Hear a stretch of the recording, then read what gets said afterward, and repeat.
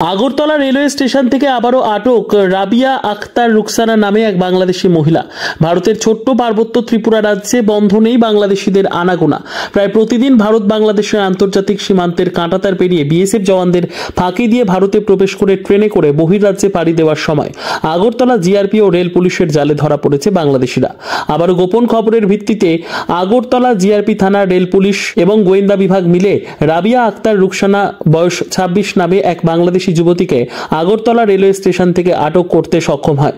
ধৃত বাংলাদেশি যুবতীর বাবার নাম চাঁদ মিয়া, বাড়ি বাংলাদেশের ফেনী জেলার মাধ্যম সোনাপুর পাতবাড়ি এলাকায়। ধৃত বাংলাদেশি যুবতী কিভাবে এবং কি উদ্দেশ্যে ভারতে বাংলাদেশের আন্তর্জাতিক সীমান্ত পেরিয়ে ভারতে প্রবেশ করেছে তাকে আদালতে প্রেরণ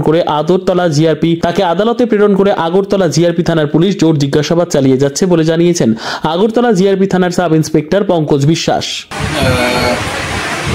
একজন মহিলা বাংলাদেশি যার নাম রাবিয়া আক্তার রুকসানা, ওনার বাবার নাম হচ্ছে এমডি চাঁদ মিয়া। উনি বাংলাদেশের ফেনী ডিস্ট্রিক্টের সোনাপুর গ্রামের বাসিন্দা।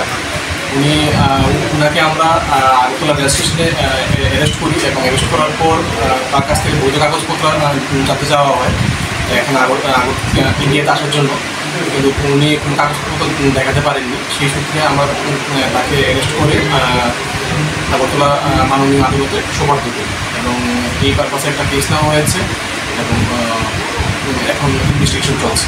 Bureau report, PB news. Dreamland nursing home, ঠিকানা ইন্দ্রপ্রস্থ, বাবুরবাগ, পূর্ব বর্ধমান। পিন নম্বর 713104।